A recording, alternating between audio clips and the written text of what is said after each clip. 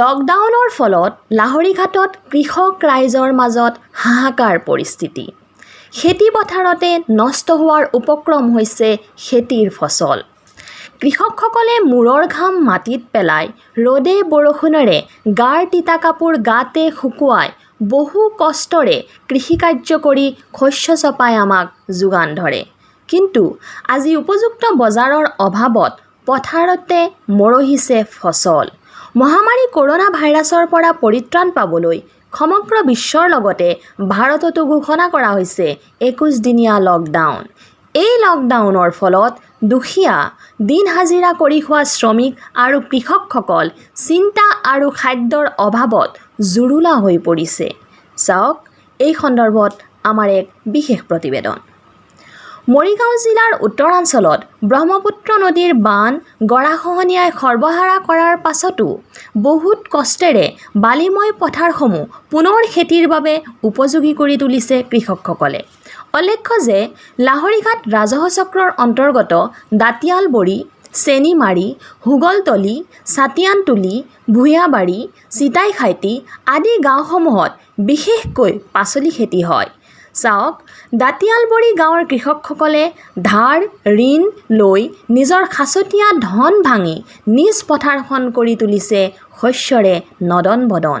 কিন্তু এতিয়া চাওক কেনেদৰে খেতিৰ শস্য খেতিতে নষ্ট হৈ আছে। নাই কোনো কিনোতা, অথচ অসমৰ চহৰ নগৰসমূহত পাচলিৰ নাটনি।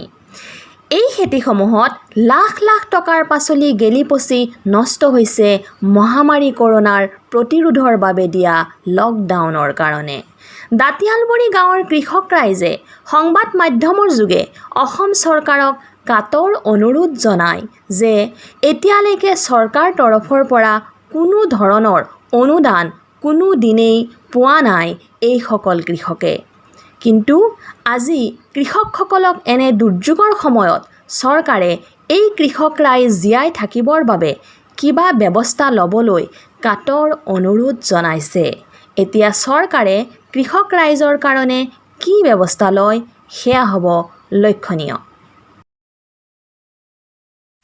এই বিলাহী খেতিটো আপোনাৰ নেকি? মোৰে। কেইবিঘা কৰিছে? মই বিলাহী খেতি কৰিছোঁ 3 বিঘা। কিমান টকা বেচিলে? আপোনাৰ 4-5 হাজাৰ টকামান বেচিলোঁ। তাৰপিছতে আপোনাৰ লকডাউন দি দিলে চৰকাৰে। কিমান টকা খৰচ হৈছে খেতিত? ধৰক 3 বিঘাত মোৰ প্ৰায় 1.5 লাখ টকাৰ ওপৰত খৰচ হ'ল।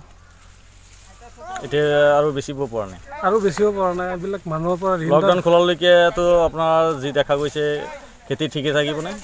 নাই, এতিয়াতো লাহে লাহে খেতি মৰিবহে। মানে খেতিতে পচি আছে? খেতিতে পচি আছে, বিক্ৰী কৰিব পৰা নাই নহয়। এতিয়া চৰকাৰক আপুনি কি আহ্বান জনাব? এইটো আপোনালোকৰ জৰিয়তে, নিউজ চেনেলৰ জৰিয়তে এইটো আমি বিচাৰোঁ যে চৰকাৰে এইবিলাক কিছুদিন আগতে সাহায্য এটা দিছিলে আপোনাৰ PM কিষাণৰ 2,000 টকাকৈ। আপোনালোকে পাইছেনে? এই পইচাটো আমি পোৱা নাই কিন্তু পইচাটো। এতিয়া চৰকাৰক। শৰীফুল ইছলাম। আপুনি কেইবিঘা খেতি কৰিছে? 2.5 বিঘা। চৰকাৰে কিবা সাহায্য পাইছে? নাই পোৱা। আপোনাৰ কি নাম? গেছুদ্দিন। আপুনি কেইবিঘা খেতি কৰিছে? 10 বিঘা। কিবা চৰকাৰে সাহায্য পাইছে? নাই। আপোনাৰ কি নাম? ফৰতানি। কেইবিঘা খেতি কৰিছে আপুনি? 1 পুৰা। কিবা চৰকাৰে সাহায্য পাইছে? নাপাওঁ নাই। আপোনাৰ কি নাম?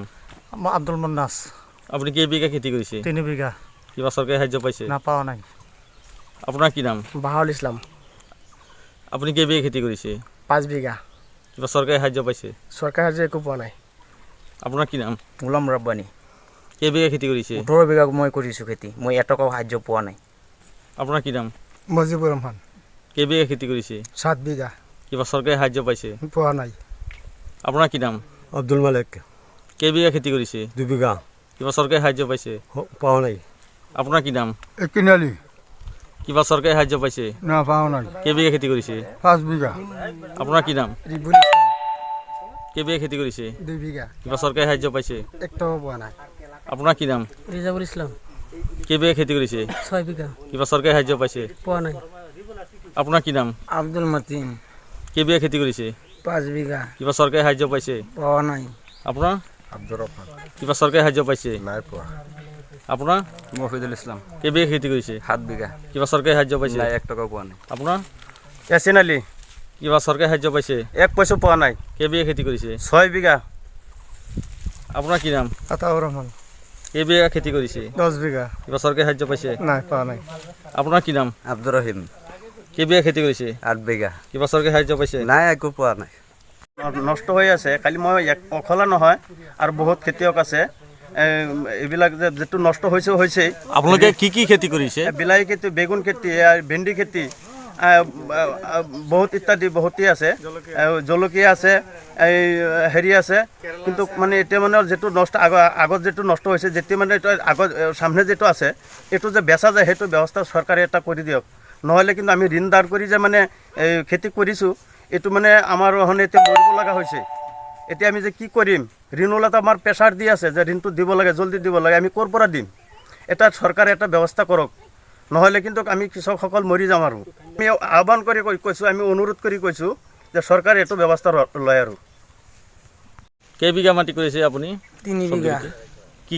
এই পাচলি কৰিছে এই কালা বেগুন আছে বেঙেনা আছে বিলাহী টমাটো আছে এইবিলাক কৰিছোঁ এতিয়া কিমান টকা বেচিলে এই 4-5 হাজাৰ টকাৰ লাহৰীঘাটৰ পৰা আফতাব হুছেইনৰ ৰিপৰ্ট লাইভ 365 অসম